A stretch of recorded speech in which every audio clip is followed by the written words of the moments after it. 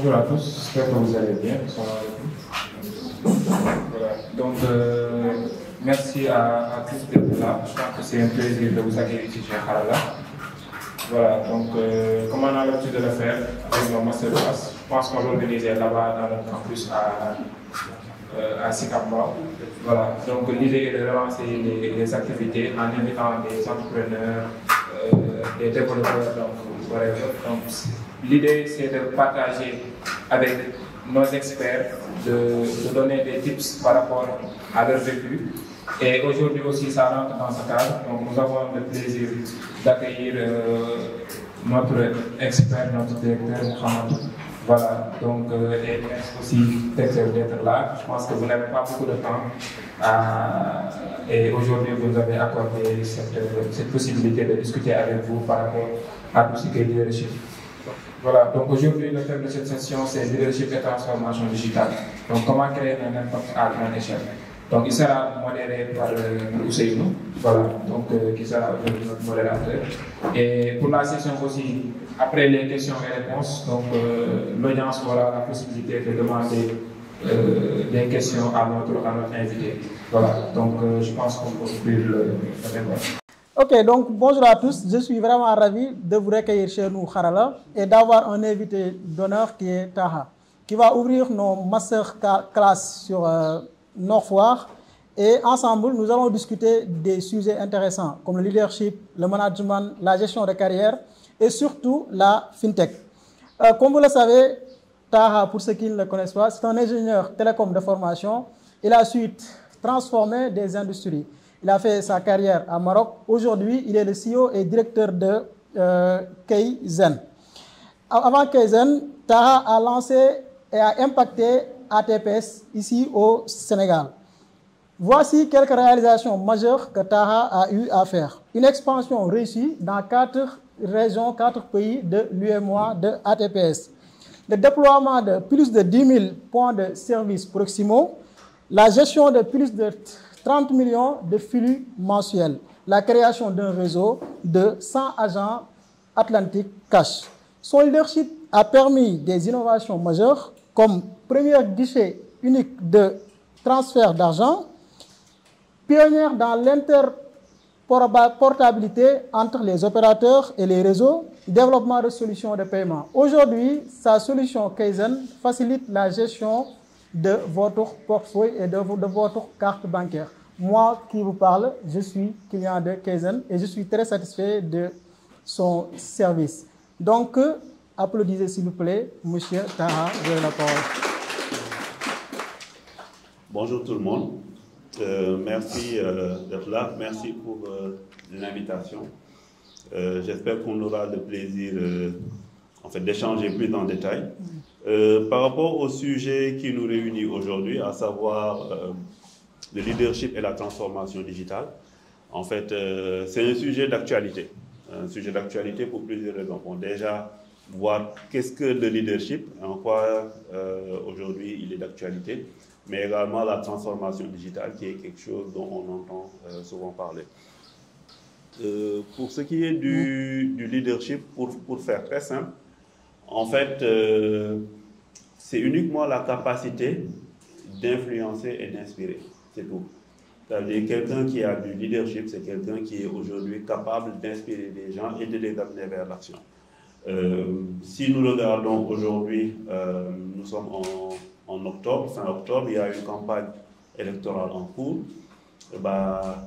Celui ou bien le parti qui va gagner, c'est le parti qui aura le plus eu à inspirer et à mobiliser les personnes. Donc ça veut dire que si on s'en réfère aux politiques, c'est la personne qui aura le plus de leadership qui sera à même de mobiliser le plus de personnes et à les entraîner dans le sens voulu. Donc ce qui fait que le leadership, ce n'est rien d'autre que la capacité à influencer et à guider les gens. Pourquoi c'est important?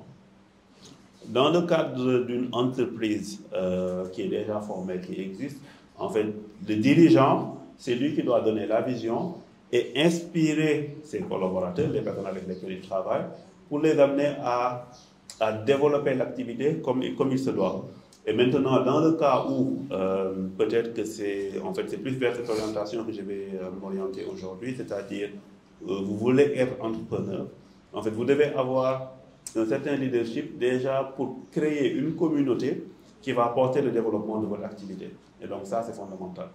Et maintenant, pourquoi la transformation numérique ou digitale? Nous vivons une époque formidable où depuis n'importe où dans le monde, pour peu que vous ayez accès à Internet, vous pouvez toucher le monde entier. Il y a à peine une vingtaine d'années derrière, c'était un peu plus compliqué. Par exemple, il fallait passer par les canaux de médias traditionnels, c'est-à-dire la télévision ou bien la radio, qui étaient contrôlés par en fait certaines forces en présence. Et donc, il était beaucoup plus difficile de pouvoir avoir une certaine taille d'audience, ne serait-ce que dans un, on va dire, un environnement local. Ça veut dire que si vous, avant, au niveau de Dakar, rien qu'à Dakar, vous vouliez être connu, il fallait faire des pieds et des mains, faire beaucoup de publicité, etc. pour vous faire connaître. Aujourd'hui, tel n'est plus le cas. Vous pouvez être mondialement connu sans même avoir besoin de parler. On a vu l'exemple de Khabila, qui est aujourd'hui l'une des personnes les plus suivies sur les réseaux sociaux et qui, en fait, les gens ne connaissent même pas sa voix parce qu'il n'a même pas besoin de parler pour se faire connaître. Bien évidemment, c'est une exception dans le monde des réseaux sociaux, mais c'est un exemple qui montre qu'aujourd'hui, l'impact que vous pouvez avoir pour toucher le monde entier sans avoir à bouger de votre maison. Et cet effet a été démultiplié par le Covid qui s'est passé et donc qui a eu à amener une foule encore beaucoup plus importante sur les réseaux sociaux.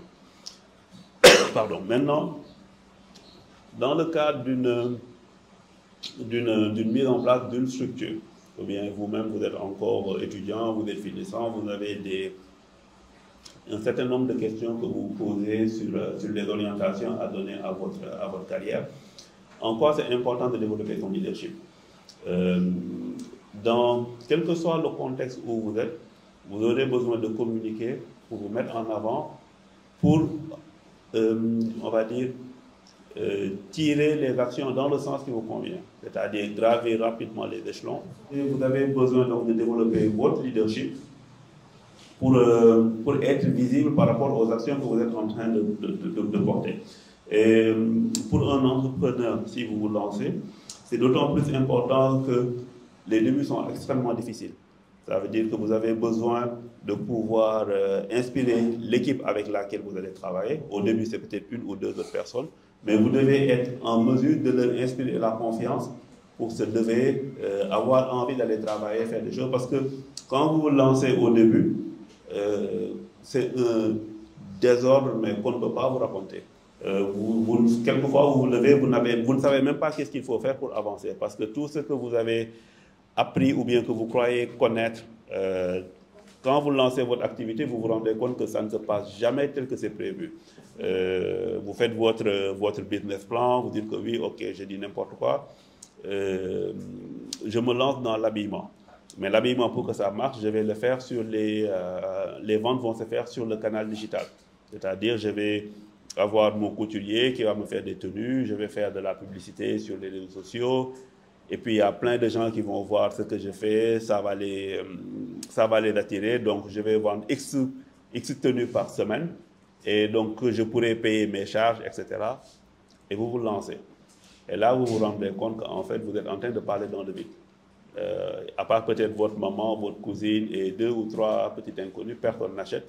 Les fonds que vous avez mobilisés au début, j'espère d'ailleurs même que c'est des fonds que vous n'avez pas empruntés, rapidement vous avez tout dépensé et vous vous rendez compte que bon, il y a encore la fin du mois qui est là, il y a des charges qu'il faut payer, vous n'avez pas de revenus et c'est extrêmement compliqué. Vous commencez à stresser, vous perdez vos cheveux, etc.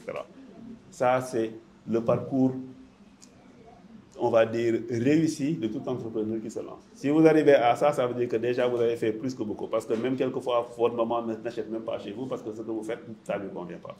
Et donc, c'est là où vous avez besoin d'avoir du leadership, déjà pour garder une vision claire, pouvoir agir de façon très rapide. Quand vous vous rendez compte que ce que vous êtes en train de faire, ça ne marche pas, de pouvoir corriger et de pouvoir toujours rester positif. Et parce qu'en fait, quand vous êtes au devant de la scène, il faut voir que tous ceux qui sont derrière, votre comportement ou bien votre attitude les impacte. Ça veut dire que si vous êtes positif en disant aux gens, il faut y croire, ça va marcher, en fait, ils auront plus l'énergie pour se battre, pour aller de l'avant avec vous. Mais il faut voir également le langage non verbal. Ça veut dire que quand vous vous levez le matin, mais ça veut dire que vous venez vous asseoir, toute personne qui vous regarde sait que là, aujourd'hui, là, ça ne va pas. En fait, c'est cet état d'esprit-là que vous allez transmettre à toute votre équipe. Et donc, avoir on va dire, positive mindset, qui fait que ici, là, on va tout casser. Ça veut dire que ça va marcher. Ça va marcher difficilement, mais ça va marcher. On va trouver la solution. Ça, c'est un impact que vous allez transmettre à toute votre équipe. Quand on dit que, bon, les inquiétudes, ok, c'est pas grave. C'est normal d'être inquiet, mais les problèmes, ça se surmonte. Et ça, vous impulsez une dynamique que vos équipes acquièrent et qui les pousse également à se surpasser. Vous avez appelé 10 clients, 10 prospects. Personne n'a voulu acheter. Ok, c'est pas grave. On va appeler 10 autres personnes.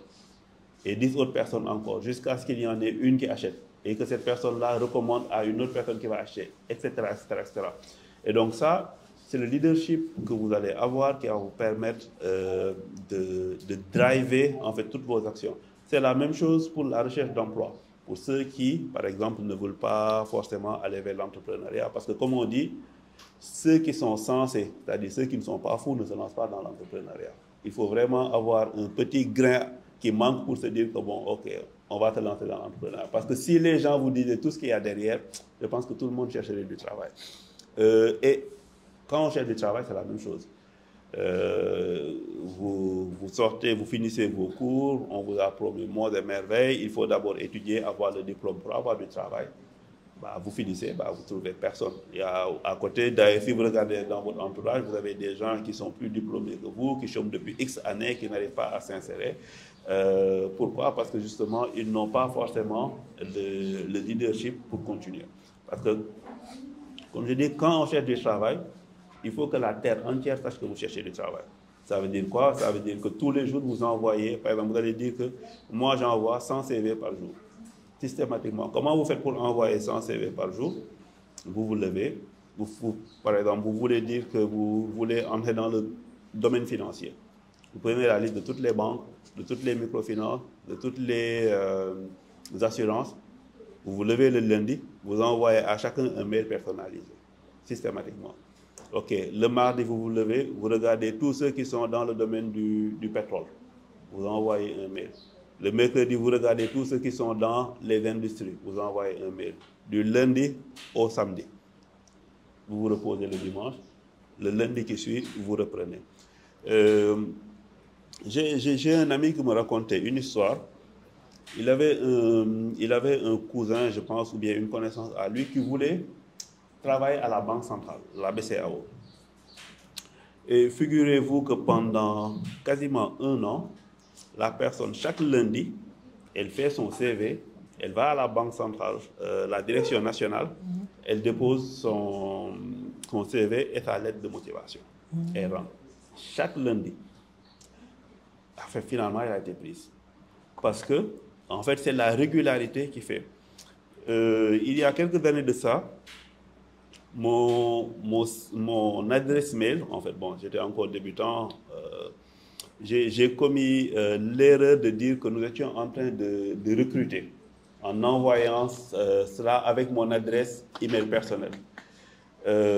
Pendant quelques années, je recevais en moyenne, je dirais, peut-être 100 ou 200 CV par semaine. Puisque ce qui se passe, c'est qu'après, vous entrez dans les bases que les élèves se partagent pour dire il y a telle entreprise qui recrute. Et même, comme je dis, des années après, c'est toujours publié, les élèves se passent des trucs là, donc je reçois. Et il y a eu, en temps, j'étais venu à Dakar, donc ça veut dire que cette offre que nous avions publiée concernait le Maroc. Mais même étant à Dakar, je continuais à recevoir des centaines d'emails par semaine. Habituellement, je parcours rapidement comme ça, juste pour voir, quoi. Quelquefois, j'ouvre un CV pour regarder. Et il se trouve qu'il y a eu des personnes que, personnellement, à qui j'ai répondu, ou bien à qui j'ai forwardé au groupe qui était au Maroc, ou bien en leur faisant des retours sur les CV qu'ils m'ont envoyés, juste parce que ce sont des noms que j'avais retenus. C'est-à-dire, il y a des personnes qui se lèvent et qui envoient tous les 2 jours le même mail personnalisé pour dire qu'ils cherchent du travail, ils veulent intégrer la structure. À un moment, c'est quelque chose qui vous frappe. Et donc, vous répondez à la personne en lui disant que, bon, OK, par rapport à votre offre, par exemple, je ne suis plus au Maroc, donc je ne le recrute plus, mais en fait, voici ce que je vous conseille par rapport à votre CV, il manque quelque chose. Ça veut dire que vous lui faites spontanément un retour parce que vous savez que cette personne-là qui vous envoie un mail chaque semaine ou 2 fois par semaine, elle en veut, elle est déterminée, elle veut avoir du travail. Et donc, la moindre des choses que vous pouvez faire, vous ne pouvez pas la recruter, mais vous lui faites un feedback par rapport à ce qu'il y a lieu d'améliorer. Cette personne-là, on peut être sûr qu'elle a la résilience qu'il faut. Elle sait communiquer, elle ne se fatigue pas. Elle écrit des textes qui sont, c'est pas on va dire, un mail où elle envoie à N personnes en les mettant en copie. Non, c'est des mails personnalisés. Ça veut dire que c'est à moi, Taha, qu'elle a écrit en se disant que bon, je vais continuer jusqu'à ce qu'il me réponde ou bien jusqu'à ce que je trouve du travail. Et quelquefois, il y a des personnes où, du jour au lendemain, vous les voyez, plus vous envoyez un mail, vous souriez parce que vous dites que cette personne-là, il y a quelqu'un qui a tellement fatigué que cette personne a fini par prendre ça. Et donc ça également, quelqu'un qui a du leadership, c'est quelqu'un qui est constant. Il sait où est-ce qu'il veut aller, il a une vision claire et il exécute sa vision sans se poser des questions, en se disant qu'un jour, il va y avoir quelque chose qui va changer et puis on va changer de dimension. Maintenant, comme on l'a dit, sur la partie transformation digitale, comme je dis aujourd'hui, c'est une opportunité incroyable. Vous pouvez faire à la limite tout ce que vous voulez. Avant, le savoir, c'était difficile. Si on prend juste le modèle local, où, comme on dit, les gens donnent des sacs, ça veut dire qu'il fallait qu'ils aillent chercher la connaissance. Si on regarde le modèle religieux dont on voit certains dirigeants en haut, ou bien illustres représentants, même c'est même le bon terme, si vous vouliez avoir une certaine connaissance, il fallait aller chercher ça chez une personne qui a ça dans une zone donnée. Donc il fallait marcher longtemps et arriver sur place. La personne ne vous transmet pas son savoir juste parce que vous êtes là. Il fallait faire ce qu'on appelle du tarbiya. C'est-à-dire que vous êtes là, vous êtes à son service pendant une certaine période qui peut être courte ou longue, jusqu'à ce que vous lui montriez votre valeur et qu'il vous juge apte à recevoir cette connaissance-là qu'il va vous transmettre. Mais ça, c'était avant. Aujourd'hui, avec Internet, vous avez tout à portée de main. Mais malheureusement, comme on dit, ce Guillaume Fort Diafé. Fort Diafé, voilà, c'est ça. Et donc, aujourd'hui, la connaissance, elle est là. Vous pouvez vous former en tout. Et il y a ce qu'on appelle la théorie des 10 000 heures. 10 000 heures, c'est à peu près 3 ans. C'est-à-dire, aujourd'hui, si vous passez 10 000 heures sur un sujet, quel que soit le sujet donné, vous devenez un expert dessus. Et quelquefois, on n'a même pas besoin d'aller jusqu'à ces 10 ans. Jusqu'à ces 10 000 heures plutôt. Ça veut dire qu'aujourd'hui, vous avez juste besoin de vous mettre en avant, pardon, d'être constant pour sortir on va dire, du lot des personnes qui commencent les sujets et qui ne finissent jamais. Il paraît que si vous êtes constant sur un sujet pendant 3 mois, là je ne parle même pas de 3 ans, 3 mois, vous faites partie des 20% de la population qui arrive à bâtir une habitude. Ça veut dire 3 mois sur un sujet. Après maintenant, si vous arrivez à le tenir sur les 3 ans, vous faites partie des 5%. Donc ça veut dire qu'aujourd'hui, pour être déjà repéré sur un sujet quel qu'il soit, tout ce qu'il vous suffit de faire, c'est d'être constant sur le sujet pendant 3 mois, pour commencer. Sachant que 3 mois, c'est ce qu'il faut pour bâtir une habitude. Si vous arrivez à faire 3 mois, vous pourrez faire 6 mois, vous pourrez faire 9 mois, et là, vous changez de dimension. Et donc, le numérique, l'avantage qu'il offre, c'est qu'en fait, c'est un accès immédiat, très peu coûteux. Il n'y a quasiment pas grand-chose à faire, puisqu'il y a, je dirais, autant de savoir gratuit que de savoir pour lesquels il faut payer. À la limite même, en fait, on va dire le savoir que vous payez, c'est celui qui est organisé. C'est-à-dire celui qui vous permet de ne pas vous perdre, c'est-à-dire qui vous met les rails pour dire qu'en fait, voici les étapes qu'il faut suivre pour être sûr que vous pourrez avoir toute l'information que vous cherchez. Et donc, par conséquent, si aujourd'hui vous avez l'ambition de travailler dans tout ce qui est transformation digitale, c'est-à-dire en tant qu'entrepreneur ou bien en tant qu'employé au sein d'une entreprise, vous avez tous les outils qu'il faut pour cela. Et donc, les outils, c'est quoi? C'est principalement savoir faire des recherches. C'est d'autant plus facile aujourd'hui qu'avec l'avènement de l'intelligence artificielle qui se démocratise, il est encore plus facile de faire les recherches, de structurer ces informations et de pouvoir aller de l'avant. Ce n'est pas simple. Tout à l'heure, Ousseynou, il a parlé un peu de mon parcours.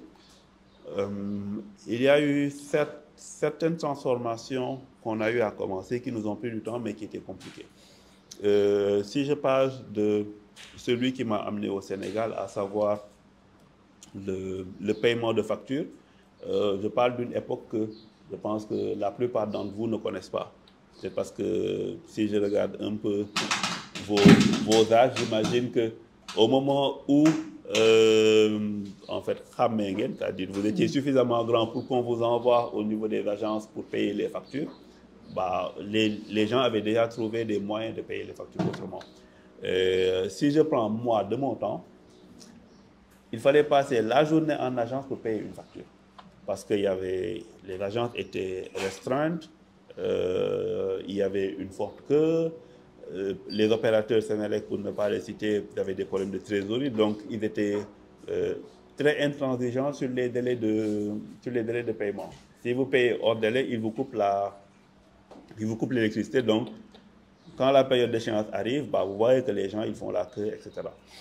Donc, nous, ce qu'on a eu à amener comme transformation, c'était juste de permettre aux clients de payer ailleurs que dans les agences.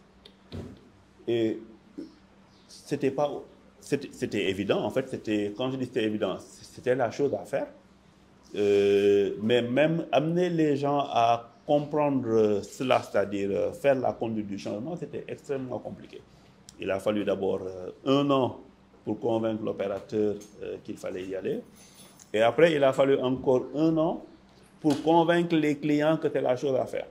Et c'est la chose à faire en étant sur le terrain jusqu'à ce qu'ils comprennent que c'est ce qu'il y a de mieux pour eux, même s'il y a un coût à payer. Et ce qu'il y a de bien avec le numérique, c'est que nous, on l'avait d'abord fait sur des agences physiques, c'est-à-dire que les gens ils pouvaient payer ailleurs. Mais par la suite, on se dit que pourquoi les gens ils vont payer sur une agence physique, ils peuvent payer directement sur le téléphone. Et c'est ça finalement qui a amené l'avènement des paiements sur les mobile money, etc. qu'on est en train de voir. Ça veut dire que quand vous commencez une transformation digitale, vous savez où vous commencez, mais vous ne savez jamais où est-ce que c'est, jusqu'à où ça peut aller. Et après, vous bénéficiez d'un effet d'accélération. C'est ce qu'on appelle la scalabilité ou bien la mise en échelle. C'est-à-dire, vous commencez 1, 2, et puis après, vous ne passez pas à 3, vous passez à 5, ensuite 10, ensuite 50, etc. Ce qu'il y a de bien, si on regarde juste le monde des fintechs que je connais, c'est-à-dire tout ce qui est solutions de paiement, il y a eu beaucoup de cas de ce type-là. On peut citer notamment Wari. Le démarrage était très lent, avant ça ne s'accélère. D'ailleurs, il y a une légende urbaine qui dit que la toute première transaction de Wari, elle a été annulée parce que la personne n'arrivait pas à se faire payer de l'autre côté. Pour vous dire. Après, Wari a disparu, Orange Money s'est bien développé. Orange Money, après, s'est fait dépasser par Wave. Et demain, il y aura autre chose. En fait, c'est très dynamique. Et si on regarde toujours les gens, comment ils ont démarré, il faut garder à l'esprit que personne ne sait de quoi demain sera fait. Ça veut dire qu'aujourd'hui, vous pouvez commencer votre business chez vous, une toute petite chose, hein. Ça peut être des formations qu'on vend, j'ai parlé tout à l'heure des habits, ça peut être quelque chose qui se passe, des cours de cuisine que vous mettez après sur les réseaux sociaux pour la diffusion. Au début, ça commence petit. Il n'y a que vous, personne ne regarde, vous avez l'impression que vous êtes en train de parler dans le vide, ou bien que vous êtes en train de vous démener dans le vide. C'est là où il faut mettre en place en fait ce qu'on appelle la pyramide de développement. La pyramide de développement, c'est quoi? C'est-à-dire qu'au début, vous n'avez que vos compétences, vos skills à vous. Donc ça veut dire c'est quoi? C'est vous devez travailler, tout à l'heure je l'ai dit, votre leadership, c'est-à-dire votre capacité à convaincre les gens d'adopter ce que vous leur vendez, quel qu'il puisse être. Votre capacité à communiquer, votre capacité à innover, c'est-à-dire vous avez essayé quelque chose, vous avez vu que ça ne marche pas, vous continuez mais en essayant autre chose à côté jusqu'à trouver la bonne formule. Donc ça, c'est la partie skills, c'est vous-même.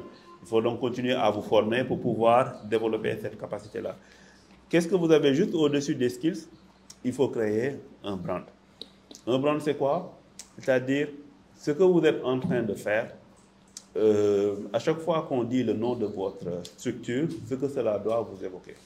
C'est-à-dire aujourd'hui, si je dis tout de suite Wave, ou bien Orange Money, ou bien Coca-Cola, ou bien Harala, chacun d'entre vous, il a une perception qui est différente de tout ce que les gens sont en train de dire, mais c'est votre perception à vous.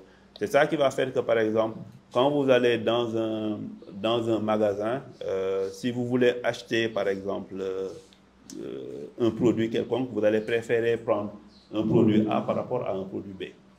Parce que le brand, il est suffisamment fort pour créer une sensation à votre niveau.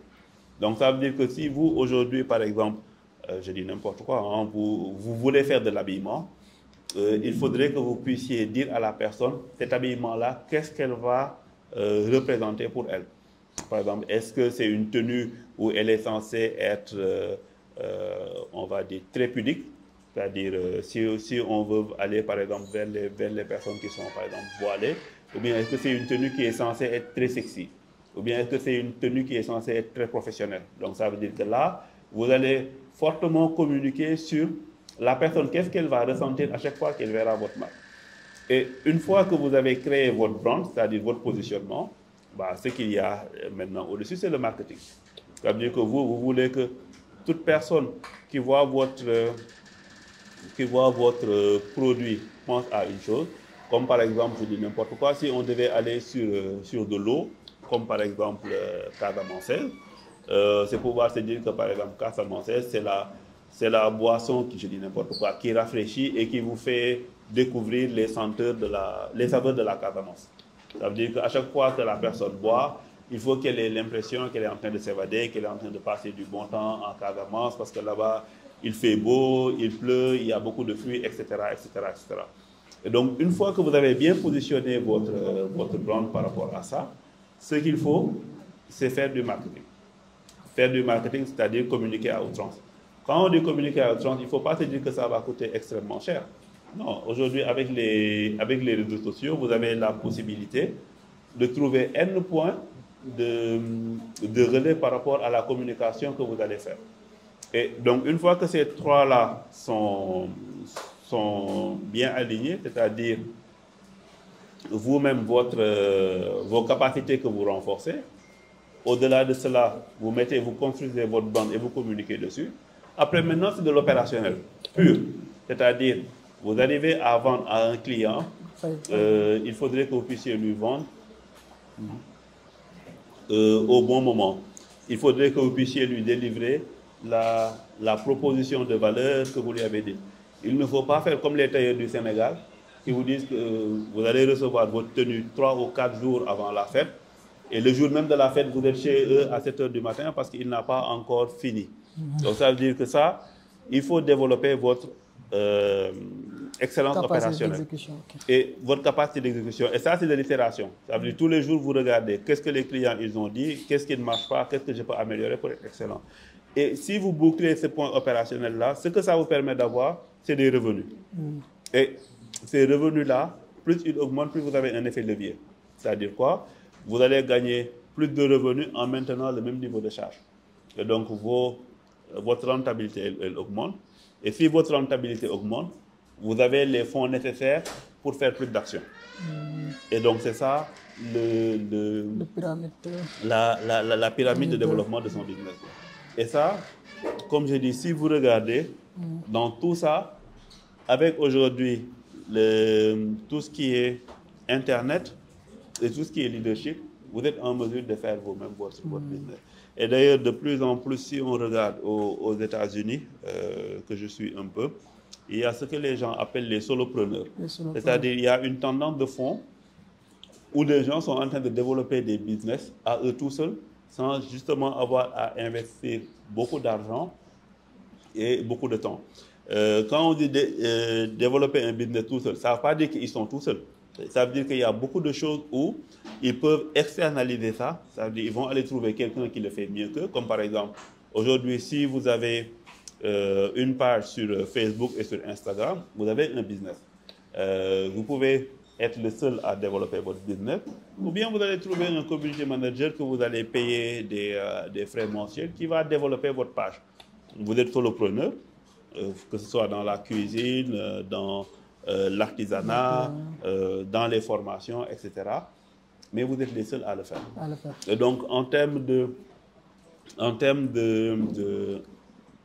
d'opportunités, en fait, les opportunités sont juste limitées par ce à quoi vous pouvez penser et ce que vous pouvez tester. Donc, auquel cas, il faut itérer sur la durée. Et ça n'a rien à voir avec le fait que vous soyez étudiant, que vous soyez travailleur. C'est des choses que vous pouvez faire à côté jusqu'au moment où vous vous rendrez compte que c'est suffisamment grand pour que ça devienne une activité à temps plein. Et ça, j'imagine que chacun d'entre vous, dans son entourage, connaît au moins une personne qui aujourd'hui a un business qui marche. Et pourtant, quand la personne commençait son activité, c'était là, hein, peut-être il y a 2, 3, 4 ans, 5 ans maximum. Au début, c'était rien du tout. Mais aujourd'hui, c'est devenu suffisamment grand pour que la personne puisse comme on dit, et même quelquefois quoi. Donc, sur ce sujet, en fait, c'est sur ce point-là que je vais conclure. Donc, s'il y a des éléments qu'il faudrait retenir, c'est que il est important de développer son leadership parce que, quelle que soit la position que vous allez occuper, que ce soit en entreprise ou bien dans l'entrepreneuriat, vous en avez besoin pour aller de l'avant. Et autre chose, aujourd'hui, vous ne pouvez pas échapper au monde numérique. Donc, il faut vraiment se lancer dessus. C'est ça qui va vous permettre également d'avoir un effet accélérateur par rapport à ce que vous voulez faire. Okay, merci à tous. En tout cas, merci beaucoup pour l'exposé, pour les points. Tout ce qui est à retenir, c'est de développer votre leadership et surtout de saisir les opportunités qu'offre le numérique. Est-ce qu'il y a une particularité entre le Maroc et le Sénégal côté jeunes dans l'entrepreneuriat ou dans la formation de manière générale? Par exemple, si tu reçois 2 CV d'un jeune qui est au Maroc et un autre développeur au Sénégal, est-ce qu'il y a quelque chose de particulier que les Marocains ont? En fait, je dirais que c'était d'abord géopolitique. En fait, les environnements sont différents.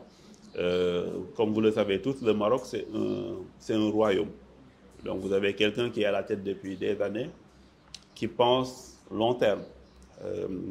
Pour la petite histoire, quand j'étais en école d'ingénieur, il y avait quelque chose qui m'avait frappé. C'était en cours, je pense, un des cours d'économie qu'on avait eu à faire, macroéconomie, je ne sais plus lequel. où le prof nous disait que, en fait, au Maroc, ils font des programmes sur 50 ans. Et que, par exemple, le précédent roi, à l'époque c'était le roi Hassan II, dans les années 70, il y avait eu un programme, c'était lui ou son père, je ne sais même plus, qui avait dit qu'en fait, il ne voulait plus qu'il y ait des problèmes d'électricité au Maroc. Et donc, la possibilité pour aller vers ça, c'était de construire des barrages. Et donc, par conséquent, il y avait un plan où chaque année, il fallait qu'il puisse entamer la construction d'un certain nombre de barrages dans les différentes régions du Maroc pour leur permettre d'arriver à cela. Et moi, en 99, quand je suis arrivé au Maroc, je venais de quitter Dakar, c'était la période où il y avait Madame Bassok, il y avait les coupures d'électricité avec tous les problèmes qu'il y avait au Sénégal. Il n'y a pas eu de coupure du tout. C'est-à-dire que moi, je ne connaissais pas les coupures d'électricité. Et les gens nous ont dit que, au-delà de ce programme qui s'est passé, ça veut dire où ils sont en train d'investir massivement sur le développement de l'énergie hydroélectrique, il y a eu une grosse coupure qui était arrivée au royaume alors que le roi était en déplacement. La première chose qu'il a faite quand il est arrivé, il a viré tout le top management de la société d'électricité de la région concernée. Et les gens se disent qu'à moins qu'il y ait un incident, il ne doit pas y avoir de coupure. Donc ça veut dire que déjà en termes de vision, ça c'est un élément. Le deuxième élément, pour revenir par rapport à ça, moi quand j'étais sur place, il y a eu un programme, pour parler toujours en termes de vision, où le royaume avait dit qu'il devait justement fortement développer leur économie. Et pour développer leur économie, ils avaient besoin d'avoir des RH de niveau qui ont les compétences. Et donc, par rapport à ça, ils ont besoin de former 10 000 ingénieurs chaque année. Donc, 10 000 ingénieurs chaque année dans les différents corps de métier, hein, que ce soit le génie civil, le génie électrique, etc., télécom. Et si je prends l'école où j'étais, nous, je pense, on était une soixantaine par promotion. Et même nous, notre promotion, c'était la promotion la plus grosse parce qu'avant ça, les promotions étaient tournées autour de 40 et quelques. Donc, quand cette directive royale est sortie, en fait, les différentes écoles qui étaient sur place n'avaient pas la capacité de produire 10 000 ingénieurs.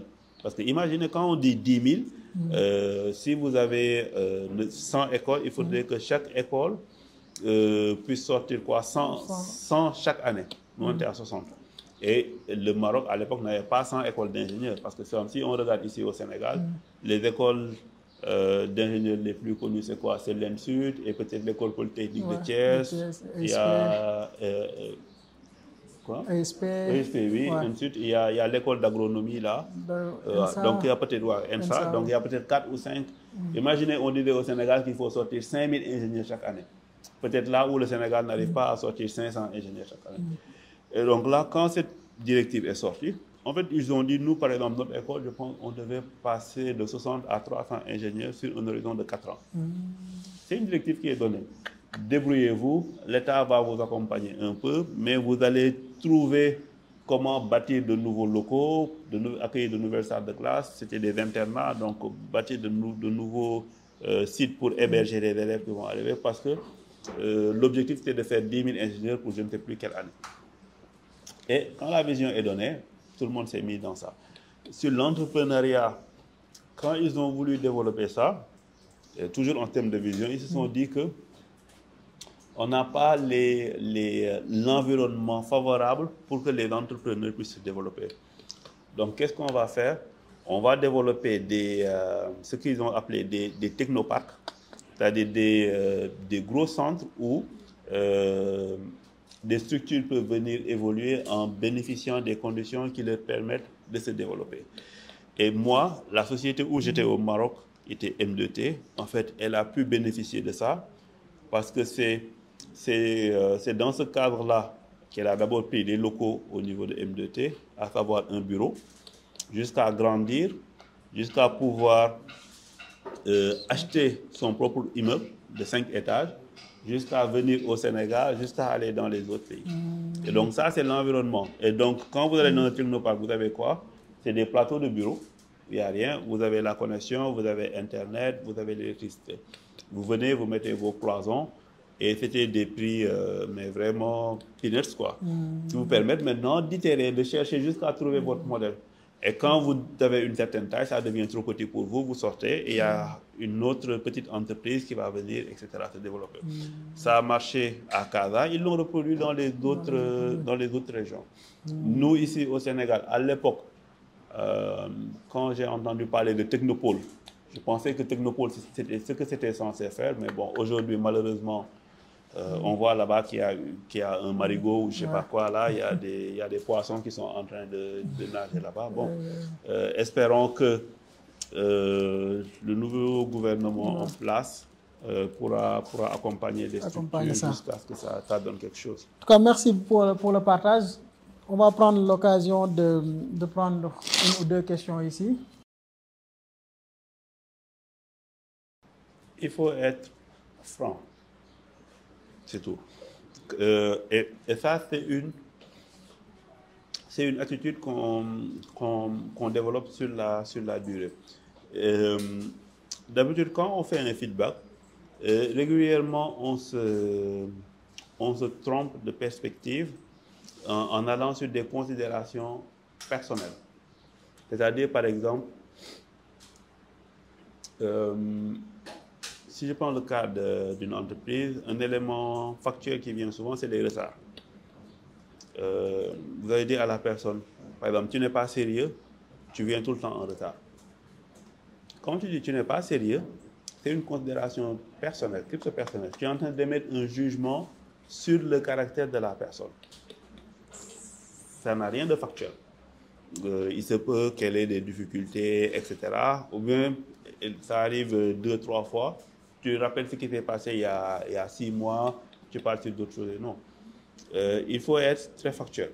Dire que bon, tu arrives régulièrement en retard et cela a un impact sur la société. Par exemple, si tu es à une position de top management, c'est-à-dire tu as des équipes sous tes ordres, en fait tu es en train de donner le mauvais exemple. Et ça, en fait, cela va impacter la bonne marche de la société et la bonne marche de tout le monde. Si tu es, par exemple, à un niveau beaucoup plus subalterne, ça veut dire que tu n'as pas d'équipe, en fait, là également, tu donnes une mauvaise perception de ta capacité à respecter les règles qui sont édictées pour tout le monde. Tout le monde arrive en retard, tout le monde arrive à l'heure, toi tu arrives en retard. Il y a peut-être des gens qui habitent plus loin que toi, mais qui prennent des dispositions nécessaires pour arriver à l'heure. Cela peut faire penser à deux choses.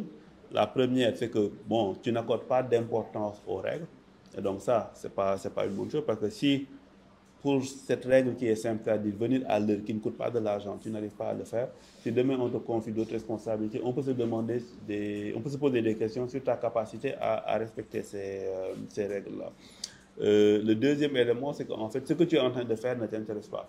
Ça veut dire que tu n'y accordes pas suffisamment d'importance pour, en fait, faire les choses nécessaires pour arriver à l'heure. C'est ce que ça peut nous faire penser, mais je ne sais pas ce qu'il en est. Toujours est-il que nous, on aimerait qu'à partir d'aujourd'hui, que tu puisses prendre les dispositions nécessaires pour arriver à l'heure. En fait, il faut toujours expliquer son point de vue. Pourquoi est-ce que c'est important qu'il fasse telle ou telle chose, sans personnaliser. Parce que dès qu'on entre sur du personnel, en fait, ça devient un débat de personnes. Ça ne devient plus un débat d'idées. Vous êtes tel collaborateur, on vous a confié tel dossier, vous devez le traiter correctement. On a parlé tout à l'heure de l'exemple des tailleurs. Il y a le client qui nous fait confiance, il a dit que sa tenue doit être livrée le premier. Pourquoi est-ce que nous n'arrivons pas à le livrer le premier? Ça va dire que tous les jours tu nous fais ça, tu ne respectes jamais les trucs, tu es un mauvais tailleur, etc. Non. S'il n'est pas capable de respecter les délais, peut-être qu'il a trop de commandes. Donc ça veut dire que les prochaines fois, il faut prendre les mesures qu'il faut pour ne pas accepter le tout, parce que un feedback négatif d'un client, en fait, c'est peut-être même un client que vous allez perdre définitivement. Ça veut dire autant faire en sorte que les gens puissent se dire que moi, chez tel tailleur, je sais que s'il me donne une date, il va respecter la date. Et s'il a un problème, il va m'appeler par exemple la veille pour me dire qu'on ne pourra pas te livrer lundi, mais plutôt mardi après-midi parce qu'on a eu un inconvénient, etc., etc. Intéressant. Donc, merci pour la réponse. Est-ce qu'il y a une dernière question?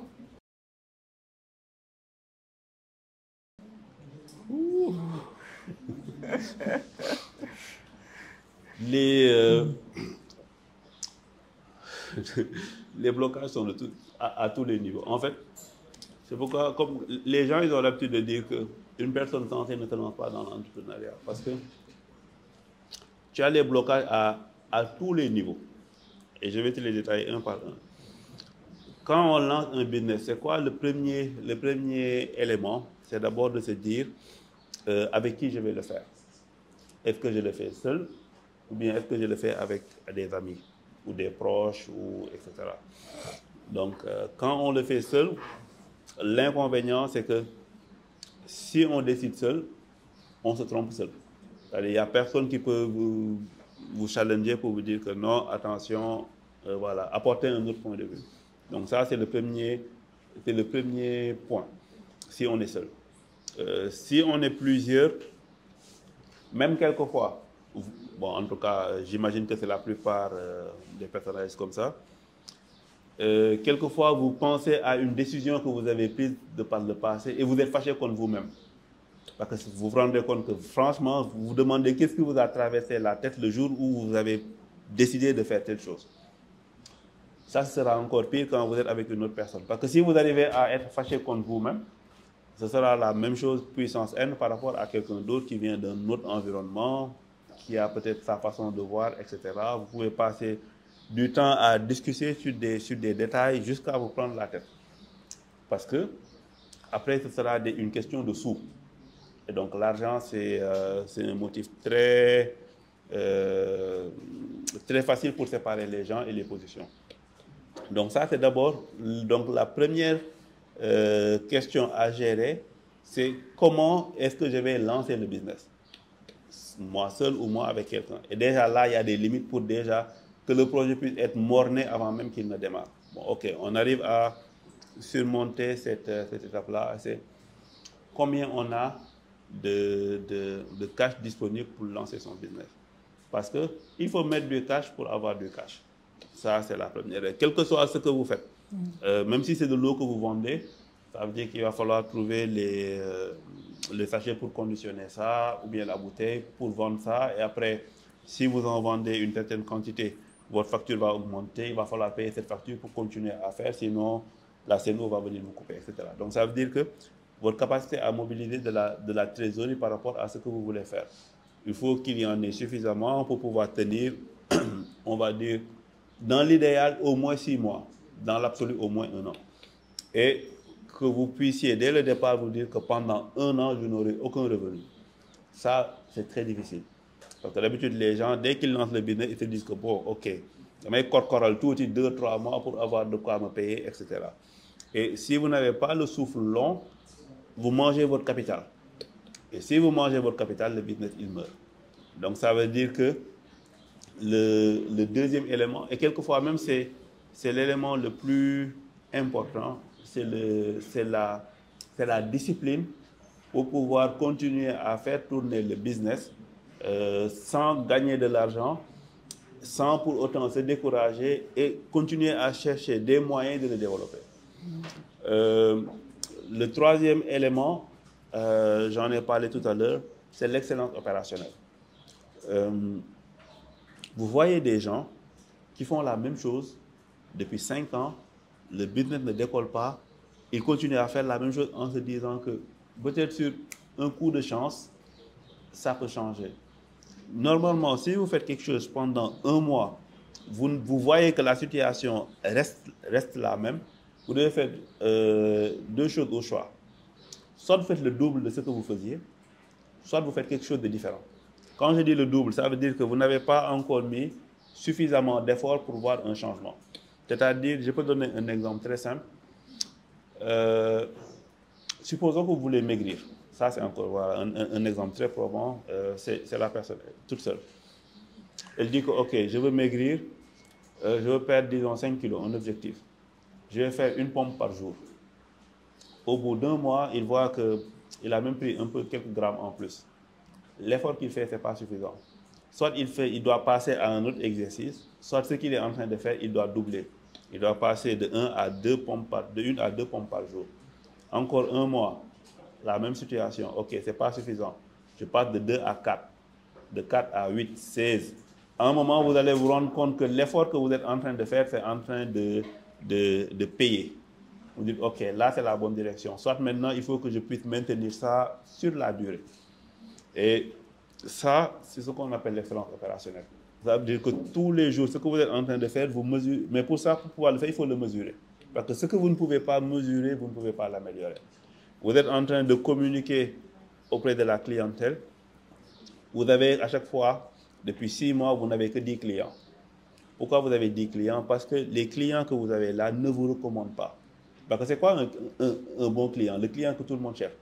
C'est un client qui vient, qui achète, qui revient une deuxième fois, qui achète, et la troisième fois, qui est tellement satisfait qu'il dit à son entourage, moi j'ai le meilleur des marchands. Parce que franchement, il me satisfait. Et donc, ce client-là, il va amener un deuxième client. Et ce deuxième client-là, il va aussi être lui tellement satisfait qu'il va ramener un autre. Et la croissance va se faire. Et donc, si vous regardez, depuis le moment où vous avez décidé de vous lancer dans l'entrepreneuriat, un jour où mais bon, grave, c'est pas grave. Vous dites, ok, quand même j'y vais. Vous avez pu mobiliser les fonds et vous avez pu être suffisamment discipliné pour ne pas toucher ces fonds-là. Maintenant, le troisième point, c'est comme je dis, c'est de l'opérationnel. Après, maintenant, l'entrepreneuriat, c'est comme le vélo. Hein. Il faut toujours pédaler. Quelquefois, vous tombez, vous vous levez, vous recommencez à pédaler. Ce qui permet de raccourcir les délais.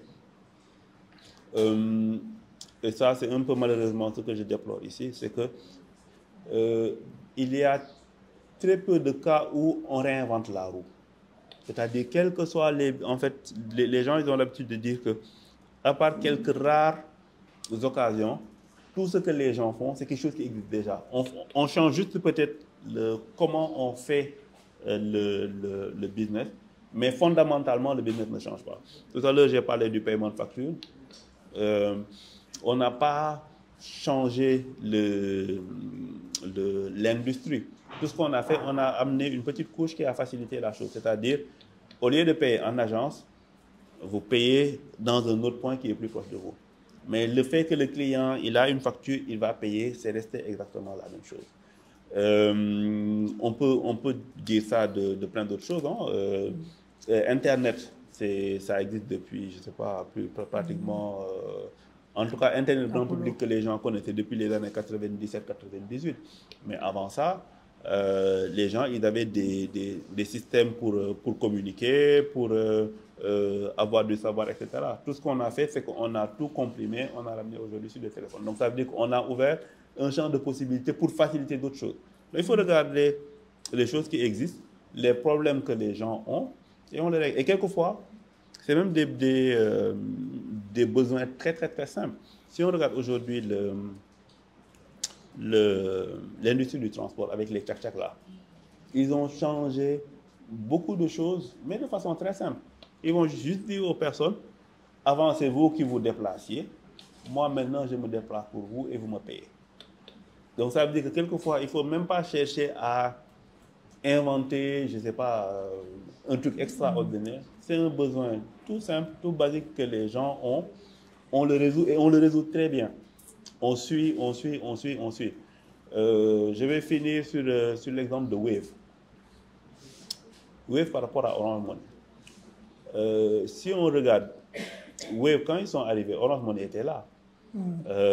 Les gens, ils ont l'habitude de dire que oui, c'est à cause du prix que Wave a pu devancer Orange. Non, ça c'est un raccourci très simple.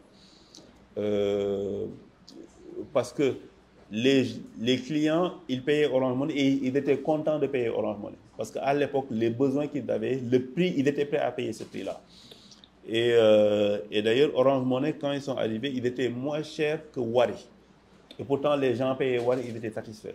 Donc ça veut dire qu'il ne faut pas regarder le business sous l'angle du prix.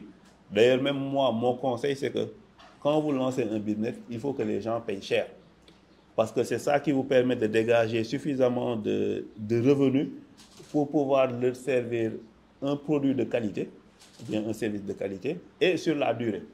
Si vous venez vous dites que par exemple, mon produit il coûte 25 francs, si vous regardez le nombre de produits que vous devez vendre pour avoir ne serait-ce que 1000 francs, par rapport à venir dire que moi, mon produit il coûte 500. Je vais chercher 2 clients pour qui c'est un réel besoin et je vais avoir mes 1000 francs. Alors que quand c'est 25 francs, il en faut quoi? 40. Entre 2 personnes et 40 personnes. Donc, il faut éviter autant que faire se peut, par exemple, d'aller dans une bataille de prix. Là, vous allez y laisser beaucoup de plumes. Wave, quand ils sont venus, ce sur quoi ils ont mis l'impact, ce qui leur a permis de dépasser Orange, c'est sur l'excellence opérationnelle.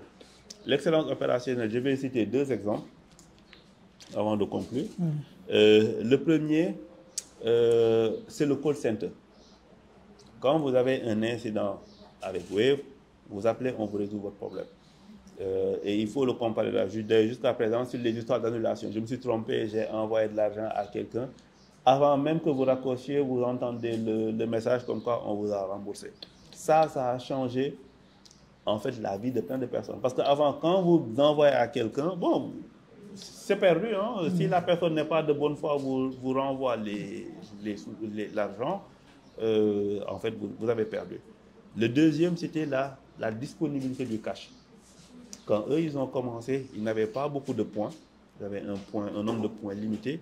Mais c'est eux-mêmes qui approvisionnaient ces points. Parce que pour eux, c'était du genre, mon client qui se lève, qui veut faire un dépôt ou un retrait, il faut qu'il puisse trouver un point qui est capable de lui donner l'argent. Vous pouvez voir 20 points Orange Money, vous entrez. Si ce n'est pas les 5000 trucs là, quand vous arrivez à 30 000, la personne vous dit que non, je n'ai pas suffisamment de trésor. Quelquefois, même la personne, elle a la trésor, mais elle se dit que si je paye 5 personnes 5 000, j'aurai plus de revenus que si je paye une seule personne 30 000. Donc, il peut avoir la trésor, vous allez dire que non, parce qu'elle sait que dans le quartier, il y a plus de personnes qui vont venir pour faire le simple. Et donc, en réglant ces 2 points-là, qui, mine de rien, étaient des points importants pour les clients, c'est ça qui leur a permis d'être sur une dynamique de développement qu'ils ont pu rattraper Orange. Et après, bon, il y a plein d'autres choses qui sont venues se greffer dessus. Mais ça a commencé par une question d'excellence opérationnelle. Donc, ce qui fait que si on regarde les motifs pour lesquels un entrepreneur peut avoir une sortie de piste, je pense qu'on peut passer la journée en tout cas, merci, en parler. Merci beaucoup, Taha. Merci beaucoup encore une fois d'avoir pris le temps de venir. Vous avez délivré beaucoup de valeurs. On va prendre le temps de tout digérer. Et nous allons vous laisser le dernier mot, ton dernier message. Je dirais juste beaucoup de courage. C'est difficile, surtout à ce stade-là où on finit ses études. On se demande est-ce qu'il faut continuer, est-ce qu'il faut aller dans l'entrepreneuriat, est-ce qu'il faut se lancer à la recherche d'emploi. On peut se poser beaucoup de questions, on peut se comparer à d'autres en se disant que bon, lui là, il a même été recruté avant même de sortir, etc. Il faut juste savoir que chacun a son destin. Voilà, il ne faut pas se comparer aux autres. Si ce n'est pas encore le bon moment, c'est que ce n'est pas encore le bon moment. Il faut garder la foi. Mais quand on dit ce n'est pas encore le bon moment, ça ne veut pas dire qu'il faut rester croiser les bras. Ça veut dire que c'est à ce moment-là qu'il faut redoubler d'efforts en se disant que c'est parce que je n'en fais pas encore assez et je sais que le prochain, il arrive. Donc, gardez la foi, comme je dis toujours, Allah a le meilleur des plans. En tout cas su baaxee rek day mat en tout cas lépp baax na bon ñu ngi lay remercier bu baax a baax